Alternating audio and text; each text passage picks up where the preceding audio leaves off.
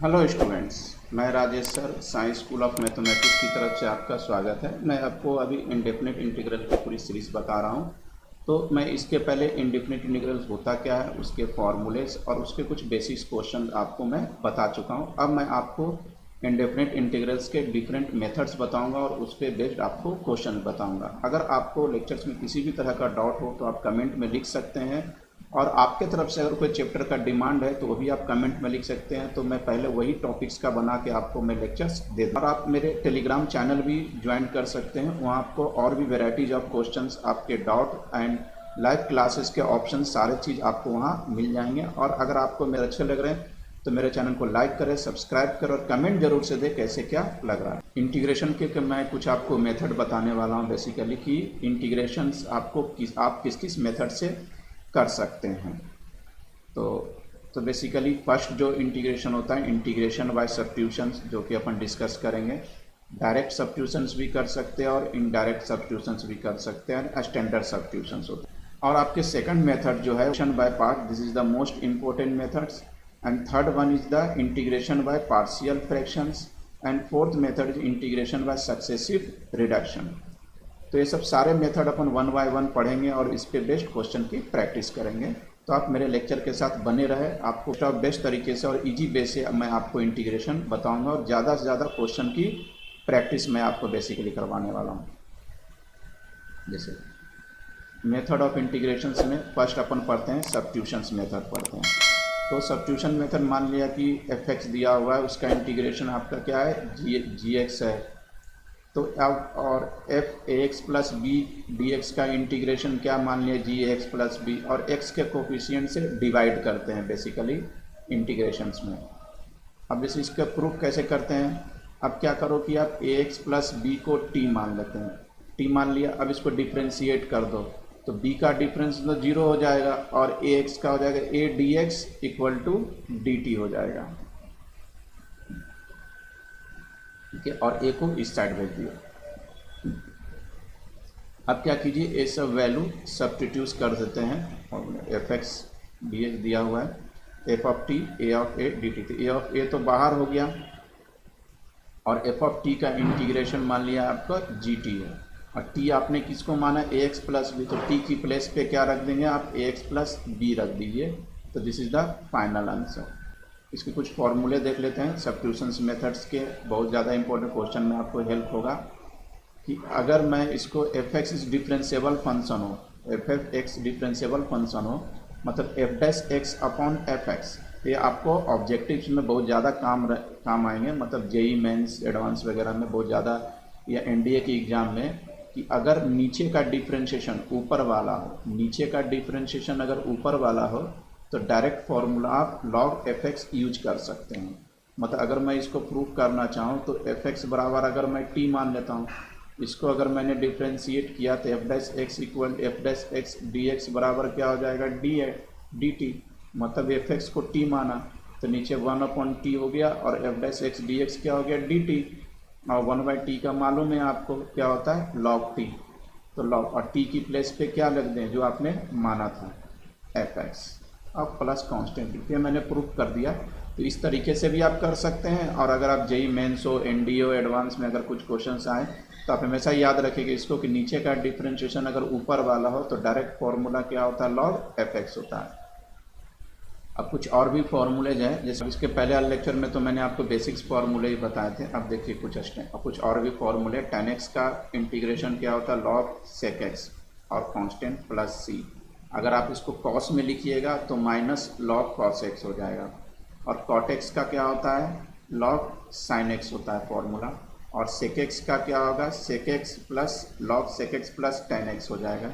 या आप log tan pi by four plus X by two भी फॉर्मूले आप यूज कर सकते हैं। और भी देखिए कॉसेक एक्स का क्या होगा, log cos x minus cot x, या log ten x by two फॉर्मूले होते हैं। अब सेकंड कंसेप्ट है ऑब्जेक्टिव पॉइंट ऑफ व्यू से, कि अगर रूट के अंदर हो और डिनोमिनेटर में कोई फंक्शन रूट के अंदर हो और रूट के अंदर वाले जो फंक्शन उसका डिफरेंशिएशन अगर ऊपर हो तो डायरेक्ट आप two root F X use कर सकते हैं। अगर मैं इसको आपको मैं प्रूफ बताना चाहूँ तो एफ एक्स को मान लेते हैं टी, ये क्या हो जाएगा F dash x d x क्या हो जाएगा आपका डी टी। तो फॉर्मूला क्या हो जाएगा आपका अंडर रूट टी और एफ डैश एक्स क्या हो जाएगा डी टी और 1/√t का इंटीग्रेशन मैं आपको बताया हुआ 2√t प्लस सी हो जाएगा। तो डैट इज ये क्या हो जाएगा टी की जगह पर आप क्या रख दीजिएगा एफ एक्स प्लस सी। तो ये मैंने इस फॉर्मूले के प्रूफ भी करवा दिए। तो आपको ऐसे नहीं, आप जेईई मेंस हो एडवांस हो एनडीए में करना चाहें तो डायरेक्ट आप ये फॉर्मूला इस तरह से रख सकते हैं। अब जैसे देखिए F X is differentiable function and N is not equal to -1। तो एक थर्ड कंसेप्ट ये है आपको जेईई मेंस एडवांस या एनडीए के लिए कि ब्रैकेट के अंदर एफ एक्स हो पावर एन हो और ब्रैकेट के अंदर का डिफरेंशिएशन अगर बाहर वाला हो तो डायरेक्ट फार्मूला आप यूज कीजिएगा F X N plus one upon N plus one. मतलब इससे ऑब्जेक्टिव क्वेश्चन आपके बहुत जल्दी आपसे बन जाएगा। इसको भी आप इसी तरीके से आप प्रूफ कर सकते हैं। बेसिकली प्रूफ कैसे हुआ कि अगर इसको भी मैंने एफ एक्स ये दोनों में यूज कर लेता हूँ, बेसिकली इसमें कंसेप्ट में यूज कर लेता हूँ। तो एफ एक्स बराबर क्या माना आपने T to the power N F dash X क्या हो जाएगा आपका डी टी हो जाएगा। तो ये क्या हो जाएगा t n plus one upon N plus one plus c और टी किसको माना आपने एफ एक्स को माना। तो एफ एक्स क्या हो जाएगा this is N plus one upon N plus one plus C. This is the final formula. मतलब 3 फॉर्मूले आपको मैंने आज आपको बताएं जो कि ऑब्जेक्टिव पॉइंट ऑफ व्यू से बहुत ज़्यादा इम्पोर्टेंट है। अब देखिए नेक्स्ट है कि एफ एक्स डी एक्स बराबर एफ एक्स है and g x is differentiable function है, then f of g x d x का निकालना है। तो फॉग है तो एफ ऑफ जी एक्स कर दे तो आपका इसका इंटीग्रेशन फाइंड आउट हो। अब देखिए जो मैंने आपको मेथड बताए हैं ऑब्जेक्टिव पॉइंट ऑफ व्यू से उसके कुछ मैं सिंपल क्वेश्चंस मैं आपको करवा देता हूँ। 3x - 1 का पावर 1/2 है, मतलब क्या है आपका रूट एक्स।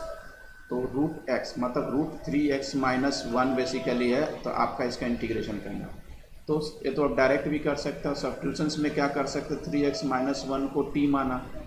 सब्स्टिट्यूशन में ये करते हैं कि इसको आप t मान लेते हैं, t मान लिया। अब इसको डिफ्रेंशिएट कर दे तो 3dx बराबर आपका dt हो जाएगा।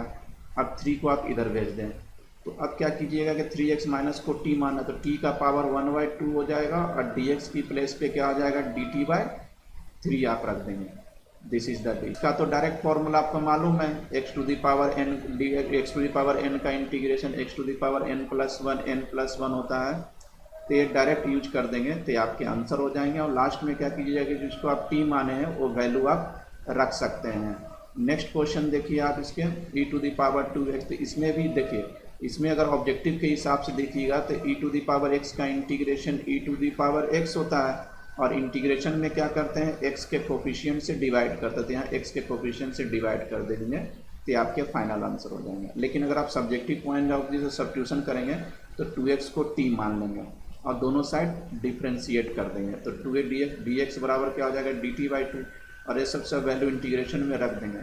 तो 2x की जगह पर t रख देंगे तो e to the power t हो जाएगा और dx की प्लेस पे क्या रख देंगे dt/2 रख देंगे। तो 1/2 तो बाहर हो गया और e to the power t का integration e to the power t हो जाएगा और t की प्लेस पे फाइनली 2x रख देंगे। तो आप कैसे भी बनाइए, मैं आपको सब्जेक्टिव के हिसाब से भी बता रहा हूँ और ऑब्जेक्टिव के हिसाब से भी बता रहा हूँ। नेक्स्ट क्वेश्चन देखिए अब 3x²। तो आपको यहाँ चेक करना पड़ेगा कि भाई नीचे का डिफ्रेंशिएशन तो नहीं है। हाँ देखिए तो यहाँ क्या हो रहा है नीचे का डिफ्रेंशिएशन अगर मैं यहाँ चेक करूँ 3x² - 2 तो ये 6x आ रहा है। मतलब नीचे का डिफ्रेंशिएशन ऊपर वाला जो मैंने अभी बताया तो इसका डायरेक्ट इंटीग्रेशन हो जाएगा आपका log 3x² - 2 plus c final answer. लेकिन मैं इसको अगर सब्जेक्टिव के हिसाब से बताना चाहूँ तो 3x² - 2 को आप t मान लें। अब दोनों तरफ डिफ्रेंशिएट कर दें तो 3x² का डिफ्रेंशिएशन कितना हो जाएगा 6x dx हो जाएगा dt। तो dx बराबर कितना हो जाएगा आपका बेसिकली 6x dx है ना। तो इसको ऐसे ही रहने दीजिए, सिर्फ dx निकालने की ज़रूरत नहीं है या निकाल लीजिएगा तो कोई दिक्कत नहीं है। अब ये सब वैल्यू अपन इसमें पुट कर दिए 3x² - 2 की जगह पर t रख दिया और 6x dx की जगह पर t और 1/t का क्या हो जाएगा आपका इंटीग्रेशन log t और t की प्लेस पे वैल्यू रख दी। तो आप दोनों तरीके से बना सकते हैं। मैंने ऑब्जेक्टिव तरीका भी बता दिया और सब्जेक्टिव तरीका भी बता दिया। नेक्स्ट क्वेश्चन देखें। अब क्या है, वन बहुत इंपॉर्टेंट क्वेश्चन है, this is the very very important question है। तो इसमें भी आप क्या करना पड़ेगा आपको कि अब इसमें आपको सिलेक्ट करना पड़ेगा कि log x को t मानना ज़्यादा सही रहेगा या log x को t मानना ज़्यादा सही रहेगा, क्योंकि स्टूडेंट को कन्फ्यूज हो जाता है ना, इतने सारे log सर किसको माने। तो आपको रफ में देखना पड़ेगा। अगर मैं log x को t मान लेता हूँ, एक एग्जाम्पल, तो 1/x dx डिफ्रेंशिएट करेंगे तो a आ जाएगा। अगर मैंने इसको t माना तो log अभी पूरा x है, तो ये हो जाएगा 1/log x, और log x का हो जाएगा 1/x dx dt। तो आप देख रहे हैं कि अगर मैं 1/x log x को t मानता हूँ तो यहाँ आपको t हो जाएगा log t log t हो जाएगा, मतलब फिर इसको अगेन से मानना पड़ेगा। तो a मानने से क्वेश्चन बहुत ज़्यादा लेंदी हो जाएगा, a मानना ज़्यादा बेनिफिशियरी है, क्योंकि जैसे ही आपने log x मतलब इसको पूरा को आपने t माना तो डिनोमिनेटर में a आ रहा है, तो ये क्वेश्चन आपको इजीली हो जाएगा इस तरीके से सॉल्व करने में। तो बेसिकली log t माना तो ये आ गया आपका। अब ये सब वैल्यू फॉर्मूले में पुट कर देते हैं, तो 1/t आ गया, क्योंकि ये तो log x t हो गया, और 1/x log x को क्या dx को dt मान लिया, log t और t की प्लेस पे a रखते हैं। तो इस तरह से आप क्वेश्चन चेक कर सकते हैं किसको मानना ज़्यादा बेनिफिट्स है, और जैसे जैसे आप प्रैक्टिस कीजिएगा आपको आ जाएगा। नेक्स्ट क्वेश्चन देखिए, 1 - 10x और 1 + 10x है।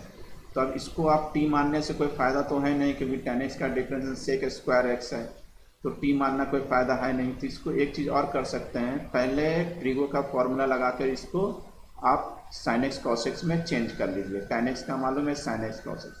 अब आप देखिएगा कि वाले को t मानता हूँ, इसको अगर t मानता हूँ तो cos x का डिफ्रेंशिएशन हो जाएगा माइनस sin x, और sin x का हो जाएगा cos x। तो मतलब नीचे का डिफ्रेंशिएशन ऊपर वाला है, तो डायरेक्ट इसका इंटीग्रेशन हो जाएगा आपको log cos x plus sin x plus, this is the final answer. और सब्जेक्टिव के हिसाब से आप बनाइएगा, तब ये सब जो भी वैल्यू आपने माना है वो आपको फॉर्मूले में पुटअप कीजिए, इसमें फॉर्मूले में पुटअप कीजिए। दिस इज 1/t dt हो जाएगा आपका, और 1/t का log t, और जिसको t माना है cos x plus sin x को वैल्यू आप रख दीजिए। तो आपके पास दोनों तरीके हैं, सब्जेक्टिव पॉइंट ऑफ व्यू से भी और ऑब्जेक्टिव पॉइंट ऑफ व्यू से भी। नेक्स्ट क्वेश्चन देखिए। नेक्स्ट क्वेश्चन में आपको क्या दिख रहा है कि अब आपको दिमाग में है कि सर किसको माने t। अब इसमें सर अब बोलिए कि सर sin x⁴ को मानना सही रहेगा, x³ को मानना सही रहेगा, या x4 को मानना सही रहेगा t। अब इसको मानना नहीं रहेगा, क्योंकि इनका तो cos आ जाएगा जो कि है नहीं। अब x³ को t मानिएगा तो 3x², मतलब इसको अगर t मानिएगा तो 3x², और x² कहीं दिख नहीं रहा, क्योंकि जो x4 है वो साइन के साथ एंगल में है, तो ये भी मानना कैंसिल आउट कर दीजिए। और अगर x4 को t मानते हैं तो 4x³ मतलब x³ है, तो ये मानना आपके लिए बेनिफिशियल। तो x4 को आप t मान लीजिए, तो क्या हो जाएगा 4x³ dx dt। तो x³ dx/dt/4 हो जाए, क्योंकि x³ है। अब ये वैल्यू आप रख दीजिए इंटीग्रेशन में, तो x³ dx को हो जाएगा आपका dt/4, और x4 को t माना तो sin t, 1/4 बाहर हो जाएगा, और sin t का इंटीग्रेशन माइनस cos t हो जाएगा, और t की प्लेस पे आप ये x⁴ रख सकते हैं। और भी क्वेश्चन्स की प्रैक्टिस करते हैं।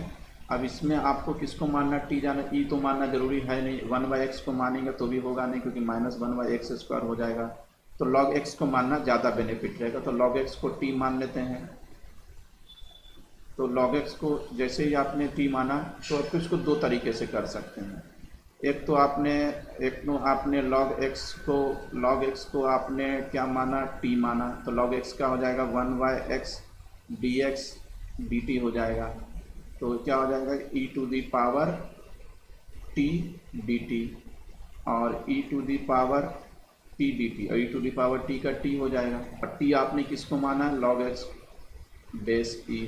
अब यहाँ log की प्रॉपर्टी e से e, तो answer should be x plus. एक तो तरीका ये हुआ। अब दूसरा तरीका डायरेक्ट यहाँ ही log की प्रॉपर्टी लगा दें, तो क्योंकि e है और e है, तो पावर और बेस दोनों सेम है, तो पहले ही कैंसिल आउट हो जाएगा, और ऊपर x सिर्फ बच जाएगा। तो x/x कैंसिल आउट होकर 1, और dx का हो जाएगा इंटीग्रेशन x हो जाएगा x प्लस। तो आप जो भी हो दोनों तरीके से आप बना सकते हैं। नेक्स्ट क्वेश्चन देखिए 1/√, इसमें भी वही चीज़ कीजिए कि रूट एक्स को टी मानना बेनिफिट रहेगा, क्योंकि रूट एक्स को टी मानेंगे तो उसका डिफ्रेंशिएशन होता है 1/2 रूट एक्स। तो रूट एक्स को टी मान लेते हैं, तो 1/2 root x d x d T हो जाएगा।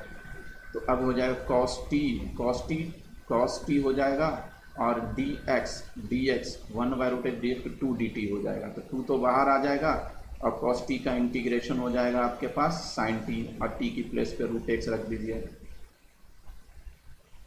नेक्स्ट क्वेश्चन देखिए, अब इसमें किसको टी मानना ज़्यादा बेनिफिट है। तो बेसिकली क्या रहता है कि डिनोमिनेटर में और नोमिनेटर में हो तो डिनोमिनेटर वालों को टी मानना ज़्यादा सही रहता है। तो एक्स इंटू ई एक्स को आप टी मान लेते हैं, मान लिया। अब इसमें डिफ्रेंशिएशन का प्रोडक्ट रूल लगा दें, आपने डिफ्रेंशिएशन पढ़ा होगा, फिर भी मैं एक बार रिपीट कर देता हूँ। u into v d x हो, तो इसमें अगर प्रोडक्ट रूल लगाइएगा, u का डिफ्रेंशिएशन इंटू वी से मल्टीप्लाई प्लस v का डिफ्रेंशिएशन इंटू u से मल्टीप्लाई, ए वाला कंसेप्ट। तो किसी को भी u और किसी को भी v मान के आप बना सकते हैं। तो दोनों साइड डिफ्रेंशिएशन किया तो ए आपके आ गया। तो मतलब मैं इसको अगर मैं एक स्टेप बढ़ा दूँ तो x का डिफरेंस, अगर इसको मैं x का डिफ्रेंशिएशन 1 इंटू ई एक्स से मल्टीप्लाई, ई एक्स का differentiation e x into x से multiply, this is d x equal to D t. यहाँ से ई एक्स कॉमन निकल गया तो आपका ये चीज़ आ गया डी एक्स, जो कि ऊपर आ रहा है। तो अब ये वैल्यू आप पुट कीजिएगा तो नीचे आएगा कॉस स्क्वायर टी। अब 1/cos स्क्वायर टी क्या हो जाएगा आपका सेक स्क्वायर टी, और सेक स्क्वायर टी का इंटीग्रेशन क्या होता है आपका tan टी। अब टी की जगह पर वैल्यू रख दीजिए। ये सब बहुत इंपॉर्टेंट क्वेश्चंस हैं, एग्जाम में आप पूछे जाते हैं, तो ये आपके फाइनल आंसर हो जाए। नेक्स्ट क्वेश्चन देखिए 3x स्क्वायर, मतलब यहाँ आपको 3x स्क्वायर को भी टी मान सकते हैं और एक्स स्क्वायर को भी टी मान के बना सकते हैं, या इसको x को ब्रैकेट ओपन करके अलग अलग कर लीजिए 3x⁻³ माइनस 4x। तो आप दोनों तरीके से बना सकते हैं जैसा आप चाहें। 3x स्क्वायर माइनस 4t को मान लिया टी, तो यहाँ 6x dx dt हो गया। अब यहाँ क्या रख दीजिए, फॉर्मूले वैल्यू रख दीजिए, तो t तो 1/6 बाहर हो गया, और t का इंटीग्रेशन t²/2 हो गया, तो 2 हो गया। अब t की जगह पर वैल्यू रख दीजिए, तो this is the final answer हो गया आपको। अगर मैं उस तरीके से ब्रैकेट ओपन करके अगर बनाऊँ आपको 3x³ माइनस 4x dx, अब इसका आप इंटीग्रेशन कीजिएगा 3x⁴/4 माइनस 4x² प्लस ये हो जाएगा 3x⁴/4, 2 से 2 गया तो -2x² प्लस c। तो आप इस तरीके से भी क्वेश्चंस आप इजीली बना सकते हैं, जैसा जो भी हो आप बना सकते हैं। दोनों मेथड सही है, दोनों का आपका आंसर भी सही है, एग्जाम में नंबर नहीं कटेंगे। नेक्स्ट क्वेश्चन देखिए, तो इसमें भी आप क्या कर सकते हैं, आप टी मान लीजिए। 2x + 1 को टी माना, जैसे टी माना तो 2dx क्या हो जाएगा आपका dt हो जाएगा। अब ये वैल्यू आपने इंटीग्रेशन में रख दिया, तो 1/1 + t² का इंटीग्रेशन क्या होता है tan इनवर्स t, तो यहाँ मैंने रख दिया tan इनवर्स t। और जिसको t माना उसकी जगह पर आप 2x + 1 रख दें, तो आपके फाइनल आंसर हो गए। नेक्स्ट क्वेश्चन देखिए, इसमें भी आप क्या कीजिए कि log x को t माने, क्योंकि log x का डिफ्रेंशिएशन 1/x। आप बोलेंगे ना सर कैसे पता चलता है कि आपको इसको t माना है, तो आपको माइंड में डिफ्रेंशिएशन आपके बहुत अच्छे होने चाहिए, क्योंकि डिफ्रेंशिएशन अच्छा होगा तो इंटीग्रेशन में कोई दिक्कत नहीं होगी। क्योंकि डिफ्रेंशिएशन अगर आपको अच्छा होगा तो जैसे ही क्वेश्चन दिखेगा तो आपको माइंड में क्लिक कर जाएगा, यार log x का डिफ्रेंशिएशन क्या होता है 1/x, तो 1/x दिया हुआ है, डैट मीन्स log x को t मानना ज़्यादा सही रहेगा। तो log x को t माना तो क्या हो जाएगा 1/x t² का हो जाएगा t³ t की जगह पर आप वैल्यू रख दीजिए, is the final answer. Next question देखिए, इसमें भी log x को t मानना ज़्यादा बेनिफिट है, क्योंकि 1/x है, ऊपर हो जाएगा आपका log x को t माना तो that is cot t dt हो जाएगा। cot का आपको मालूम है इंटीग्रेशन, डायरेक्ट फॉर्मूला आपको मालूम है log sin t, और t की जगह पर आप रख दें log x, this is the final answer. अब 1 + log x है, तो इसमें 1 + log x को t मान लीजिए, क्योंकि 1 को छोड़ने का कोई मतलब का पावर n है ना, थोड़ा कॉम्प्लिकेटेड हो जाएगा। तो log x 1 + log x को t माना तो 1/x dx dt value put up कर दीजिए, तो t⁴n का इंटीग्रेशन t⁴n + 1/n, और t की जगह पर वैल्यू रख दीजिए। अब cos QX sin X है, तो इसमें किसको मानना ज़्यादा सही रहेगा? cos X को t, क्योंकि cos X का डिफ्रेंशिएशन sin X है तो डायरेक्ट TQ आ जाएगा, TQ dt आ जाएगा। तो cos X को t माना तो cos X का डिफ्रेंशिएशन कितना हो जाएगा? Minus sin X dx dt, मतलब माइनस dt। अब cos X की जगह पर t रख देंगे तो TQ और sin X dx क्या हो जाएगा? Minus dt। अब इसका जैसे ही आप निकलेगा t4/4 और t की जगह पर आप cos X रखें। This is the final answer. Next है sec x tan x sec square x। तो इसमें tan x को t मानना ज़्यादा सही रहेगा, क्योंकि tan x का डिफ्रेंशिएशन क्या होता है? sec square x। तो tan x को आपने t माना, तो जैसे tan x को t माना sec स्क्वायर dx dt, मतलब आप इंटीग्रेशन में वैल्यू पुट कीजिएगा तो आ जाएगा sec t dt आ जाएगा। sec t का मालूम है आपको, integration log sec t plus tan t। अब t की जगह पर आप वैल्यू रख दीजिएगा। This is the final answer. Next है sin 4x अपॉन sin का power 4x upon cos 6x। इसमें किसको t मानना ज़्यादा बेनिफिट्स रहेगा वो देखना पड़ेगा। तो बेसिकली पहले तो इसको कुछ थोड़ा सा आपको सिंप्लीफाई करना पड़ेगा, क्योंकि ऐसे आप cos x को t मानेंगे तो काम नहीं जम रहा है।